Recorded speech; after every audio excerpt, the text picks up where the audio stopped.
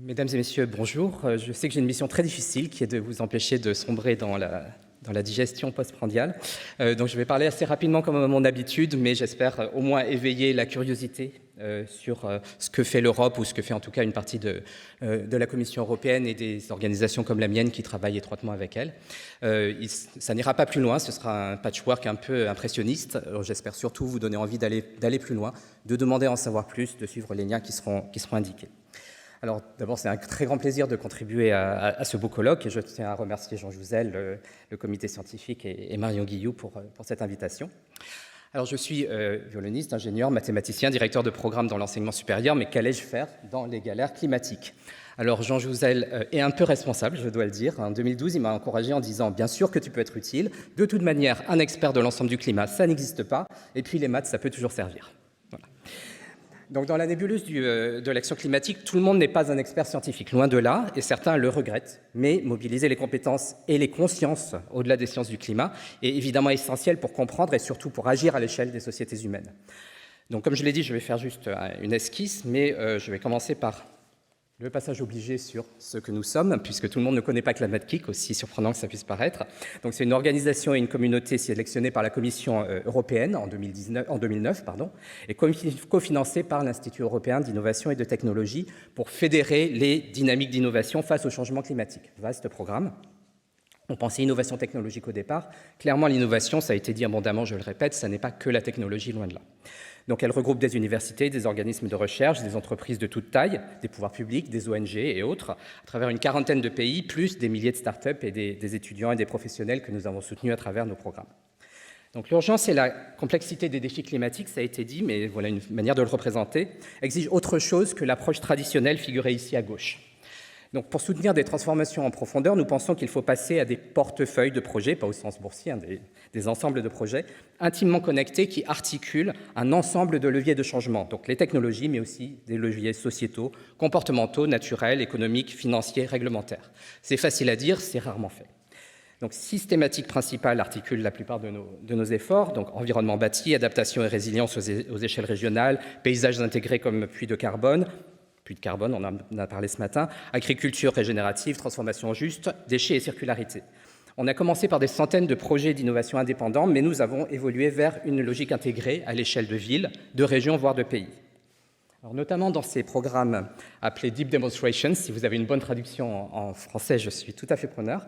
Donc des porteurs d'enjeux, au départ, reconnaissent que les défis liés au climat dans leur territoire, par exemple, résistent aux approches incrémentales en silo. Donc à partir de là, on définit avec eux les contours de ces défis, on va explorer le champ des possibles, on va dégager les objectifs prioritaires, on va travailler ensemble à développer ces fameux portefeuilles d'expérimentation diverses avec des cycles d'apprentissage pour répondre aux défis identifiés d'une manière qui est beaucoup plus cohérente, précise et approfondie que le business as usual, comme disent les Anglais. Donc tout ceci s'inscrit évidemment dans une dynamique plus large au niveau européen. Horizon Europe, comme la plupart d'entre vous le savent, est l'actuel programme cadre de soutien de l'Union européenne à la recherche et à l'innovation. Elle a introduit 5 missions pour les villes climatiquement neutres et intelligentes, l'adaptation au changement climatique, mais aussi le cancer, les océans et les bassins versants, et également les sols en bonne santé. Alors quel est le but ? Eh bien, c'est en fait de sortir des appels à projets lancés sans vraie concertation, qui éparpillent les expertises et qui génèrent trop peu de vraies dynamiques de progrès sur chaque sujet. Donc bien sûr, mieux articuler les ressources humaines, financières, les leviers politiques et réglementaires de la Commission, mais aussi impliquer beaucoup plus explicitement les autorités publiques, les entreprises, les agriculteurs, les investisseurs, les citoyens et les chercheurs. Alors les missions soutiennent en particulier le pacte vert, qui est un peu brandi comme un chiffon rouge ou jaune ou brun ces jours-ci. Bon, ce pacte est certainement imparfait, peut-être pas suffisamment ambitieux, on ne peut pas lui reprocher d'en faire trop, mais il a quand même marqué, de notre point de vue, un palier dans la prise en compte politique de réalité scientifique, avec une arborescence d'objectifs plus clairs et plus cohérents. Les missions sont un investissement assez exceptionnel au niveau mondial. Mais il en faudra 1000 fois plus en termes d'investissement pour réaliser réellement la décarbonation ou la résilience de ces territoires en combinant des fonds publics et privés. En revanche, ce qu'elles feront, c'est de doter les villes et les régions de la capacité à orienter, à structurer et à utiliser ces niveaux de financement pour atteindre la neutralité et la résilience climatique. C'est un travail qui est énorme et essentiel parce que concevoir, comme on le sait, et gérer 100 projets à 1 million d'euros ou un plan d'investissement de 100 millions d'euros, ça n'a simplement rien à voir. Donc la mission Ville en particulier, je vais m'appuyer lourdement sur ce que Cédric a dit ce matin, bien sûr, a proposé aux villes européennes de sortir du bois en déclarant viser la neutralité dès 2030. Alors, neutralité carbone en 2030, mais même en multipliant ce que nous faisons par 3 ou 5, c'est hors d'atteinte. La réponse, justement, il ne s'agit pas de multiplier ce que vous faites déjà actuellement au sein de chaque service, au sein de chaque ligne de programme. Donc l'un des premiers chantiers, c'est de repenser la gouvernance multiniveau, la prise de décision transverse aux silos existants. Si l'on réussit, quand même, 12% de la population de l'Union européenne seront sur des trajectoires de décarbonation accélérées, ce qui mettra aussi un riche ensemble d'enseignements à la disposition de toutes les autres villes. Net Zero Cities, c'est un peu la colonne vertébrale de l'implémentation de la mission Ville. Donc, chacune des villes de la mission doit intégrer dans sa vision et pour ses perspectives propres, ses priorités propres, des ambitions de décarbonation dans ce qui s'appelle un contrat de ville pour le climat. Il faut combler en fait ce fossé entre des objectifs génériques mais sans trajectoire d'implémentation crédible et des activités utiles mais dont l'addition est encore très loin du compte. Donc ces 112 villes sont accompagnées par des conseillers pour le climat et des ressources humaines supplémentaires ont été allouées à une cinquantaine de villes pour travailler sur des barrières spécifiques à leur décarbonation. Ce sont des problématiques complexes, et ça c'est vraiment un point clé, que leurs organisations morcelées et la surcharge des services concernés empêchent de traiter en profondeur. Donc c'est une goutte d'eau d'un point de vue financier, mais c'est vraiment le ballon d'oxygène dont elles ont besoin pour travailler sur ces sujets. En Espagne, et c'est un petit peu une provocation quand même à des acteurs français qui ne sont pas forcément là, il y a une plateforme CityES 2030 qui fournit aux villes espagnoles un instrument qui amplifie les bénéfices apportés par les missions Ville et adaptation, mais aussi les ancre pleinement dans le paysage national. Donc mutualiser les réflexions des villes, créer des programmes multivilles, par exemple sur la rénovation énergétique, intensifier, irriguer la collaboration entre les parties prenantes. Chaque pays a ses propres instruments, mais je pense que la France pourrait s'inspirer de celui-ci. Alors cette planche évidemment est illisible, mais c'est normal, vous allez donc m'écouter. Malgré une pléthore d'informations sur de multiples paramètres, les villes sont en général mal armées pour prendre des décisions qui couplent des dimensions, des secteurs et des services différents. Vous pourriez très bien avoir, c'est une image classique, au même moment, des toits végétalisés en feu et des inondations dans les rues. Ni le service des espaces verts, ni celui en charge de la gestion des eaux ne peut gérer seul des problèmes interdépendants. Il faut alors déconstruire, puis reconstruire les indicateurs, les mécanismes de gestion et d'arbitrage pour mieux coupler ces trames vertes et bleues dans les villes. De manière plus générale, chacun de nous a accès à certains leviers d'action et pas à d'autres, et nous traitons les limites sur lesquelles nous n'avons pas de prise comme des contraintes externes inamovibles. Donc les approches systémiques permettent de réinternaliser, d'assouplir ces contraintes pour répondre collectivement aux besoins avec l'ensemble des leviers à disposition des acteurs. Alors ça implique aussi que les maires, les présidents de régions, de métropoles doivent donner mandat et capacité à leurs services de travailler ensemble sur la transformation. Ça veut dire rendre prioritaires des objectifs d'impact qui sont transverses aux services, tout en évitant évidemment des attentes excessives qui peuvent être contre-productives. Mais libérer les silos, ça exige un long travail de dialogue. Je crois que Cédric en a parlé ce matin.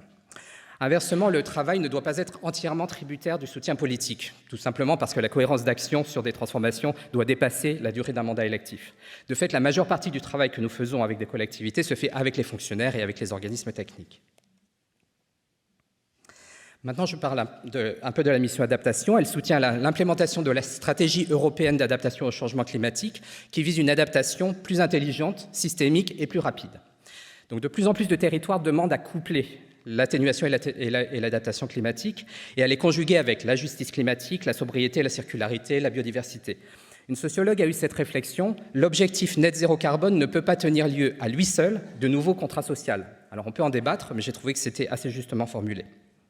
La mission adaptation n'a pas sélectionné a priori les régions qu'elle va soutenir. Elle a établi une charte qui a été signée par 300 territoires. Son soutien aux régions se met alors en place à travers les projets Horizon Europe et leur cohérence est explicitement intégrée depuis la conception des appels jusqu'à la sélection, l'implémentation, la dissémination, les synergies entre les projets. Pour vous donner quelques exemples, Pathways to Resilience, un peu l'équivalent Net Zero Cities dans une certaine mesure, accompagnera une centaine de régions pour construire au sein de chacune d'entre elles une vision partagée de sa future trajectoire régionale vers la résilience. Cette trajectoire doit être déclinée en un plan d'action implémentable à travers les secteurs et les territoires, avec un dispositif cohérent de suivi, d'évaluation et d'apprentissage, et l'élaboration, bien sûr, d'un plan d'investissement pour financer la trajectoire. Il y a un cadre méthodologique commun, mais ce qui est essentiel, c'est que le processus doit avant tout émaner de la région, et alors il est guidé, enrichi par ses futurs désirables et par l'expérience de l'équipe de Pathways to Resilience. Sur la partie aval, du portefeuille de projet de la mission, des solutions basées sur la nature sont testées, affinées, évaluées sur site et grandeur nature. Donc ça veut dire valider les technologies, mais aussi les usages, les modèles économiques, les barrières réglementaires, etc. Donc dans chacune des 24 régions impliquées, notamment la Nouvelle-Aquitaine, j'espère qu'Alain en parlera peut-être tout à l'heure, chaque solution est inscrite dès le départ comme un maillon de cette trajectoire régionale vers la résilience. Il ne s'agit pas de juxtaposer et d'additionner simplement les solutions. Alors, question clé, quel est l'impact réel de telles solutions? À quelles conditions dépasse-t-on la mesure sans regret? C'est vraiment à cela qu'on veut répondre pour débloquer les investissements nécessaires pour passer à une réplication à grande échelle. Alors, cette planche, c'est un sujet qui me tient tellement à cœur que je vais le sauter parce que le sujet des données est complètement crucial et très mal compris. Je vous invite simplement à aller voir sur les liens en bas de page deux projets intéressants et aussi un article bref qu'on a rédigé avec Hervé Le Treut il y a quelques mois.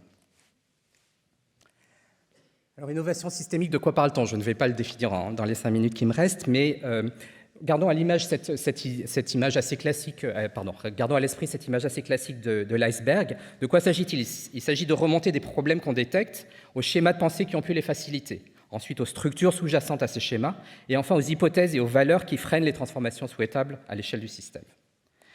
Pour la transformation systémique d'un territoire, l'ancrage dans ses spécificités est primordial. Donc nous, par exemple, la Climatic, nous sommes neutres dans le paysage local, ce qui nous permet de convier les acteurs à un dialogue dont aucun n'est le propriétaire. Mais pour accompagner des transformations aussi profondes et exigeantes, nous sommes obligés de nous immerger dans le territoire, ses respirations, ses tensions propres. Donc c'est cet équilibre entre neutralité et engagement qui est vraiment primordial. L'identité d'un territoire peut être motrice du moment qu'elle n'est pas un outil d'exclusion. Donc le Guipuscoa, par exemple, décrit tout son avenir sur des valeurs. C'est une société qui est intensément, même exceptionnellement collaborative et sur un modèle coopératif. Et en fait, ça préempte finalement toutes les orientations en termes de priorités thématiques et sectorielles.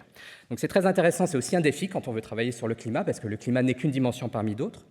Mais en tout cas, la structure de déclinaison de la stratégie, c'est un espace de délibération, 11 espaces de travail collaboratif, y compris un autour du changement climatique, et un espace d'expérimentation. C'est une stratégie très ambitieuse, mais de l'avis de la province, pas suffisamment décloisonnée et concrète. Donc là, ils nous font appel pour faire un programme de type Deep Demonstration, en se focalisant sur 2 missions, alimentation durable et nouvelle mobilité.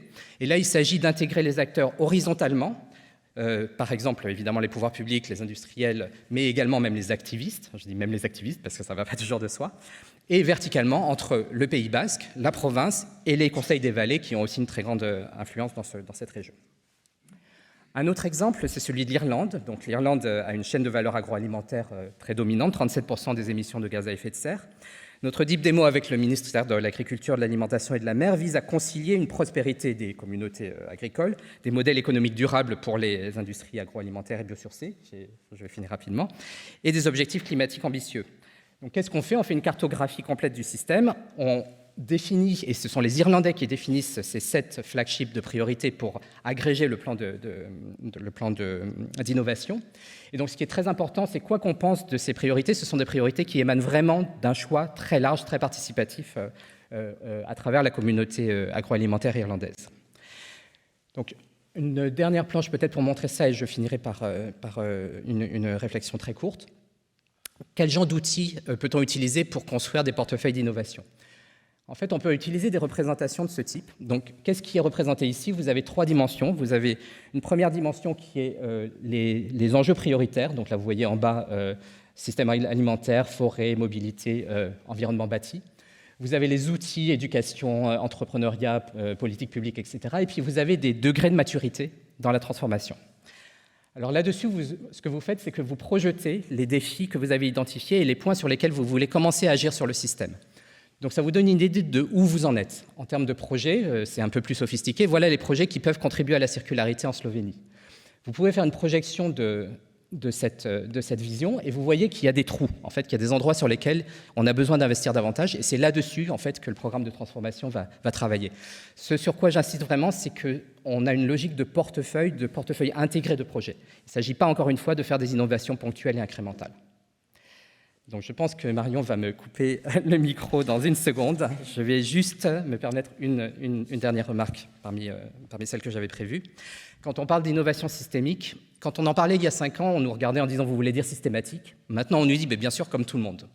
Eh bien non, tout le monde ne fait pas d'innovation systémique aujourd'hui. C'est un mot à la mode. Tout le monde fait des choses en parallèle sur beaucoup de secteurs, mais de manière intégrée, très peu le font. Et ça, c'est vraiment une question de confiance qui se pose maintenant à l'ensemble d'entre nous. Comment voulons-nous, en fait, construire les trajectoires vers la résilience et vers la décarbonation? Est-ce que c'est encore une fois de l'incrémental en silo ou est-ce que c'est quelque chose de beaucoup plus transformant? Certains assimilent les approches systémiques à une dissolution des responsabilités. C'est le reproche principal. Si tout est dans les interdépendances et les systèmes, quels sont les engagements individuels des acteurs? Et évidemment, c'est un raccourci très trompeur. Je vais prendre une image. Si vous jouez d'un instrument dans un orchestre symphonique, que vous avez un chef d'orchestre pour animer l'ensemble, vous pouvez probablement vous permettre une ou deux fausses notes, mais pas plus que si vous étiez tout seul. Alors je vais m'arrêter sur ce clin d'œil musical et merci de votre attention. Merci. Merci. Merci. Bon, alors vous vous retrouvez en position de défendre le point de vue de l'Europe, ce qui est... oui, micro.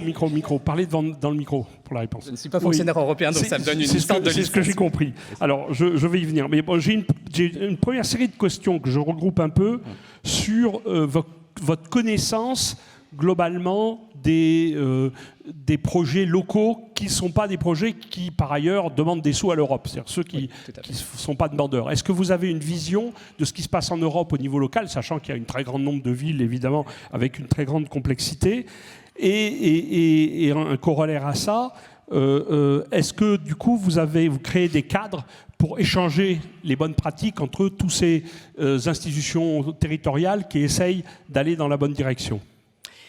Oui, alors donc, est-ce qu'on a une vision complète? Non, en fait, personne ne l'a, mais c'est la première chose qu'on demande. Quand on discute avec une région, quand on discute avec une ville, on leur demande d'abord qu'est-ce que vous faites déjà. On n'a pas du tout les moyens ni le temps de dupliquer ce qui a déjà été fait. Donc ça, c'est un exercice qui est assez utile d'ailleurs pour les collectivités, parce qu'en général, elles n'ont pas la réponse. Donc en fait, ça leur permet de redécouvrir elles-mêmes les projets qu'elles font par elles-mêmes. On trouve des synergies très rapidement, il y a très peu de concurrence, mais il y a beaucoup de synergies. Alors en termes de regrouper les acteurs, c'est pratiquement la première chose qu'on fait. En fait, c'est la deuxième chose. La première chose, c'est de créer un peu de confiance avec des acteurs clés. Donc il faut au moins qu'ils s'ouvrent et qu'ils commencent à parler de ce que les Anglais appellent pain points, donc de leurs réelles difficultés au-delà de tout ce qu'ils font de bien et de grandiose. Mais juste derrière, effectivement, nous sommes un intermédiaire qui permet de mettre dans la même salle des acteurs, pas dans un rapport de force, mais vraiment dans un rapport, notre rôle, c'est d'être neutre et de dire, voilà les questions et les problèmes que nous identifions en parlant avec les uns et les autres. Qu'est-ce que collectivement vous pouvez y faire? Donc là, oui, la réponse est oui, très clairement, c'est la première chose qu'on fait. Alors, je vais passer maintenant aux mauvaises nouvelles, c'est-à-dire les nombreuses questions autour des reproches supposés ou des procès d'intention qu'on pourrait faire au niveau de l'Europe, qui tournent autour de deux grands sujets. Le premier, celle que globalement, vue en tout cas par les questions de la salle, ou quelques questions de la salle, c'est l'Europe a une vision de privilégier le consommateur, et de ce fait-là, ça déclenche tout un tas de conséquences qui sont éventuellement mauvaises pour les agriculteurs, pour l'industrie, etc. Donc ça, c'est la première série de questions. C'est le fait d'avoir une philosophie de privilégier le consommateur final. Est-ce que finalement, ça ne rend pas très compliqué les actions qu'on peut mener, y compris? Ça, c'est la première, mais je vous donne tout de suite la seconde. La seconde, c'est évidemment le reproche continuel sur la technocratie de l'Europe, en disant finalement l'Europe a une vision très technocratique des problèmes et ça ne s'adapte pas à la diversité des professions, des territoires, etc., etc. Donc je résume au moins 4 ou 5 questions dans ces deux grandes séries de, entre guillemets, reproches. Alors, vous pourrez dire que je botte en touche, mais en fait, non. Disons, de la position où je suis, c'est relativement facile de répondre. Ce serait plus difficile pour un fonctionnaire européen, je pense. La première question, est-ce que le consommateur final est vraiment mis en priorité? Dans les programmes que nous développons, je ne pense pas. Je ne pense pas. Il existe, bien sûr, il fait partie de la société, il fait partie de la dynamique de transformation, mais on passe plus de temps, je pense, à discuter avec les filières, notamment les filières de production, par exemple l'agriculture, avec les industriels sur les questions de circularité, qu'avec le consommateur en tant que tel. Donc c'est un reproche que j'entends, mais je pense qu'il est vraiment largement évité dans nos activités. Sur le deuxième point, donc la technocratie, Je crois que quiconque a travaillé avec l'Europe, c'est enregistré, je sais, mais c'est ce que veut dire technocratie en Europe. Il faut reconnaître qu'avec la création des KIC et avec le développement auquel nous sommes invités, on nous a laissé une certaine liberté quand même par rapport à ça. Donc il y a beaucoup de défis parce qu'on n'est pas dans des espaces balisés. Clairement, tous les mécanismes très codifiés par les appels européens ne s'appliquent pas forcément à ce que nous faisons. En revanche, quand on a une raison forte de tenter une expérimentation, les deep demonstrations ou autres, on a une certaine latitude, disons, de l'Europe pour tenter. On a aussi la latitude d'échouer, je veux dire clairement. Mais ça fait partie quand même de... Donc je dirais, pour répondre honnêtement, oui, bien sûr, il y a des contraintes technocratiques dont certaines sont justifiées. Je veux dire, on a quand même des très grands enjeux, des responsabilités. Pour nous, on a quand même plus la composante de prise de risque et d'autorisation explicite d'échouer, même si elle a ses limites, que la contrainte de se tenir à toutes les obligations technocratiques. Et c'est ce qu'on essaye de passer aussi aux parties prenantes avec lesquelles on travaille. Merci. Alors, une question qui revient souvent, mais qui pourrait être posée finalement à tout le monde, donc il s'avère que je vous la pose à vous, mais elle est déjà passée sous différentes formes, c'est toujours cette idée que la France et l'Europe sont finalement petits dans les émissions, et globalement, même si on était très vertueux, ça ne pèserait que faiblement par rapport à l'objectif mondial de réduction du CO2. Et donc, la question, c'est... Bon, je comprends bien que c'est une question très globale et ce n'est pas forcément votre action qui pèse, mais je pense que vous devez l'avoir par ailleurs, cette question. Donc, qu'est-ce que vous pouvez dire au fait que, bien que nous soyons petits, ce n'est pas inutile de faire quelque chose, en gros? Je vais dire des choses que nous savons tous, je crois. Donc, premièrement, oui, nous sommes petits, nous ne sommes pas si microscopiques que ça, c'est-à-dire nous ne sommes pas vraiment plus petits que la plupart des autres acteurs pris individuellement. Donc ça, c'est la première chose. Donc en fait, on est peut-être plus vertueux que la Chine ou quelques autres pays, mais on est quand même en deçà de ce qu'on devrait être. Donc ça, c'est la réponse de base.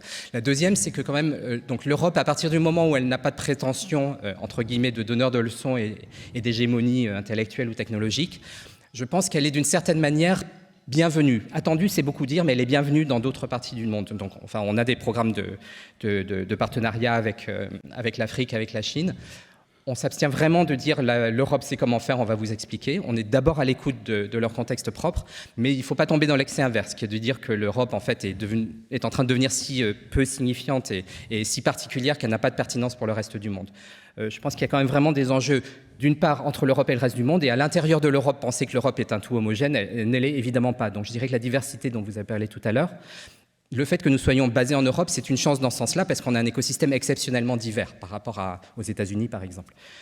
Donc ce n'est pas une réponse en noir et blanc, mais je pense que quand même, il ne faut pas tomber non plus dans l'excès de dire bon, l'ère de l'Europe est finie et donc on n'a plus de pertinence sur ces sujets. Il faut que nous jouions notre rôle. Merci beaucoup. Merci à vous. Et Marion, on peut continuer. Merci beaucoup. Merci.